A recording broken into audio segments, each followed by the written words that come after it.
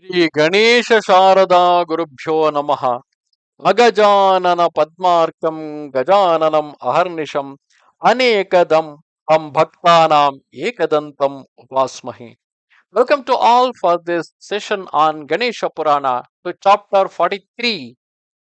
So, in the last chapter, we have seen how Demon has angered Shiva with his arrogance and forced him to give away his Chintamani Vinayaka statue, which the Lord was not ready to give it to anybody. And with the refusal of Lord Shiva, angered demon Tripura declared a battle against Shiva, and the two armies fought each other under near the mountain Mandara. Brahma, who was telling this story, continued. The two of them, two by two, one face to face, they were fighting. Shiva and the demon leader, Shiva and Tripura, they were fighting against each other. While at the same time, the demon leader Prachanda was fighting with six-faced Kartikeya, and Chanda was fighting with Nandi. The heroic Pushpadanta fought with Bhimakaya, and Bringi with Palakuta, and Vishavat with Pranahari. Virabhadra with Vajradamshtra, both of great strength, fought, and the heroic Indra fought there with the demon's ministers. Battle mad Jayanta, who happens to be son of Indra, he fought with Bali, the demon's son, while the god's teacher, who was highly skilled with weapons, fought there with Kavya. Basically, the teacher of the gods means the Brihaspati was fighting with Kavya, means the Shukracharya. So they both are skilled in various weapons. In this way, the gods and demons formed many pairs. I could not describe them even in 100 years because there are many heroes on both the sides and the heroes faced each other. Charioteers fought with charioteers, elephant drivers with elephant drivers, horsemen with their equivalents, and the foot soldiers with foot soldiers. In that fierce battle, which resounded with the noise of various musical instruments, neighing, the trumpeting of elephants, and the din of carriages, some of them engaged in various kinds of wrestling while others, once they had lost their swords in battle, struck their body against the body of their enemy. Then Prachanda shot at the six-faced Kartikeya with 9 stout arrows, which had been brightened on a stone and released after they had been drawn back to the ear, but splitting them with very smooth arrows before they had arrived. Kartike, even before those arrows from Prachanda arrived at Kartikeya, Kartikeya struck them with another 5 arrows. His mind reeling, Prachanda fell senseless to the ground. Chanda too was struck by Nandi with 5 sharp arrows, became senseless, and instantly fell onto the ground. Then Bhimakaya launched 10 arrows at Pushpadanta, but in battle the latter split those, that means Pushpadanta split those arrows with his own sharp arrows. While resting on the ground, he struck him with 3 arrows. Ringi felled Kalakuta with 5 arrows, and then, full of anger, the very powerful Virabhadra hit Vajradamshtra with 4 sharp arrows. This is how exactly the fighting happened between those heroes. After averting them, he himself shot 3 arrows. That's Vajradamshtra shot 3 arrows at Virabhadra, but in an instant, Virabhadra split those flying arrows with 3 other arrows and vigorously felled Vajradamshtra with 3 arrows. And Indra felled the demon's advisor with a stroke of thunderbolt. Lifting up his sharp sword, the demon's son advanced on Jayanta, wishing to kill him. Jayanta was son of Indra. But after spotting him coming amidst the fallen heroes, Jayanta split his sword with an arrow and then quickly struck the demon's son Bali with 3 arrows. Once struck by them, Bali fell, vomiting blood and fainting. With defeated soldiers all around, some Pramathas, there which is the army of Shiva, some Pramathas filled with victory pursued some demons wounded by the hosts of gods whom they had been intent upon flight. The gods being victorious in this way, and his own army dispersed, the Daman ruler Tripura came himself alone to Shiva. Initially engaging in a sword fight with Shiva, both fought with magical weapons.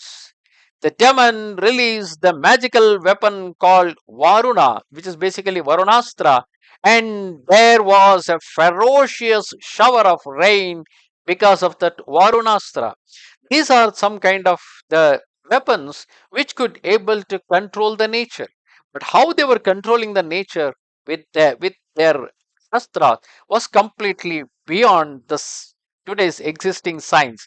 Even with any kind of a missile, we cannot bring such a ferocious shower of rain. In an ensuing battle, there was so much of mist that nothing was known. But whenever there was a lighting flash enabling a man to recognize himself from the other, a tumultuous battle occurred unparalleled in its ferocity. On witnessing that entire army harassed by wind and rain, with his own army scattered in all directions because of its fear of falling stones, because of that Varanastra, there was stone, water, everything falling from the heaven. Lord Shiva, the mountain dweller, quickly released a magical weapon called Vayu. This again is another Shastra which can control the nature.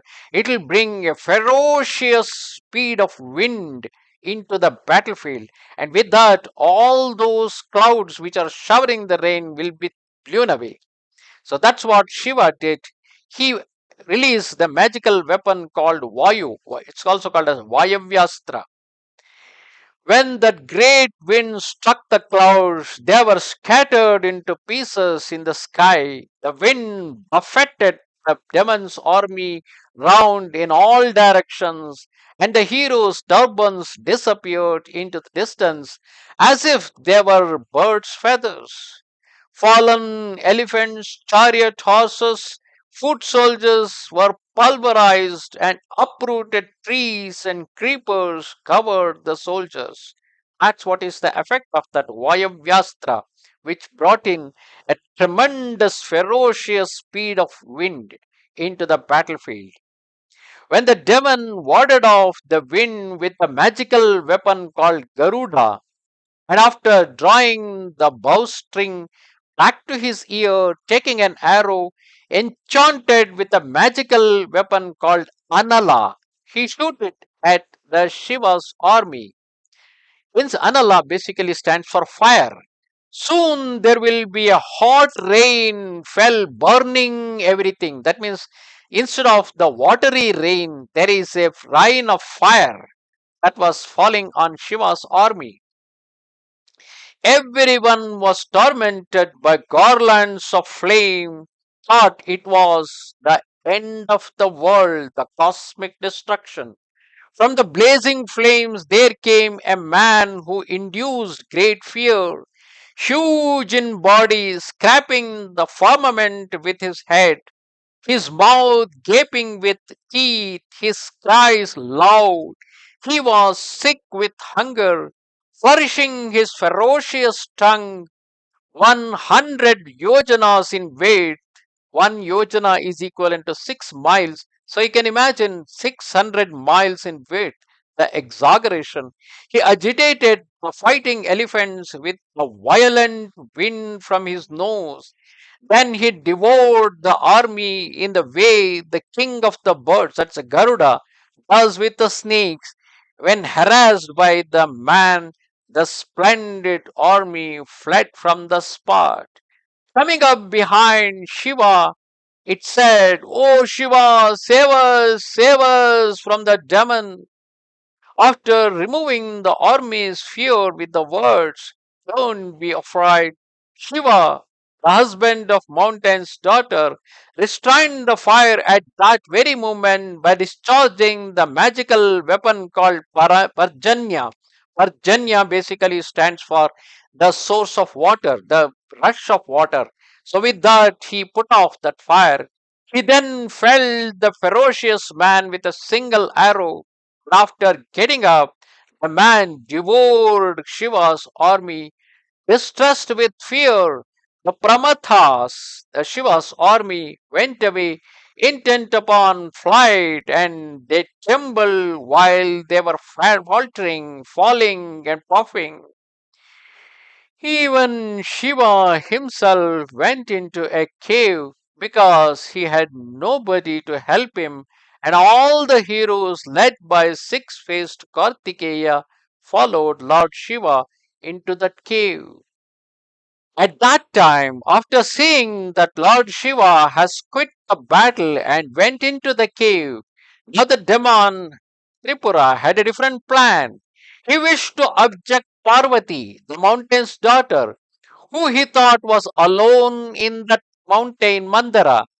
The demon went alone to Kailasa after leaving the battlefield. The mountain's daughter saw him coming in the distance and she trembled after going to her father because she was daughter of the Himavanta. She was daughter of Himavanta, who is the lord of the Himalayan mountains. So she went after she saw Demon Tripura coming to kidnap her. She ran away to her father and she said, "Will the demon carry me away?" After he had heard her statements and had led her to a cave that was difficult of access and unknown to anyone else but himself, he left her there in safety. With a view to seize her, the demon came to the golden mountain, but he did not see the mountain's daughter Parvati anywhere. While wandering there, he did see a single auspicious image of Chintamani Vinayaka and took that Chintamani Vinayaka, and he returned back to his home.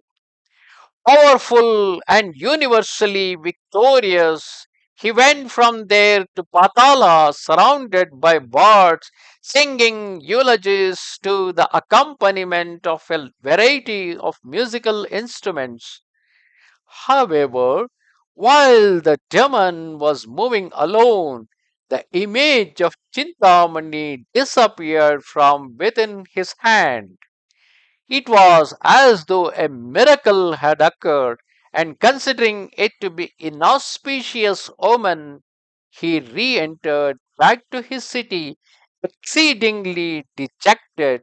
He became terribly anxious at the loss of Chintamani Vinayaka. Thus ends the 43rd chapter of Upasana Khanda of the glorious Ganesha Purana, in which we have seen how Shiva's army was fighting face to face with the demon's army. In spite of the fierce battle that happened, an initial victory to the gods, but still over a period of time, after some time, the demon Tripura had got an upper hand over the Shiva's army, and the Shiva's army took to the flight. They ran away from the battlefield, and after seeing that nobody was ready to face the demon and nobody was ready to fight, even Lord Shiva himself went inside the cave, and behind him all other gods following Lord Kartikeya, they also went into that cave. Feeling victorious, the demon decided to capture Kailasa again, and not just going back to Kailasa, he decided to abduct Parvati.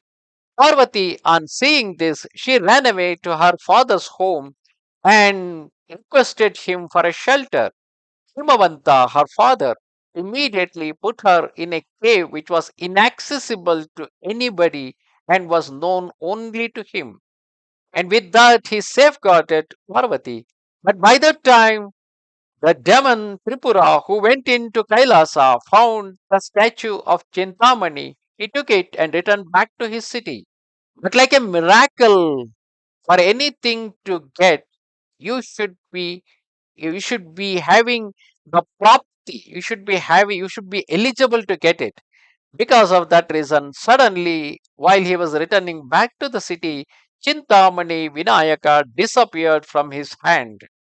So, considering this to be an inauspicious omen, so he simply returned back to the city empty handed and disgusted at the loss of Chintamani Vinayaka.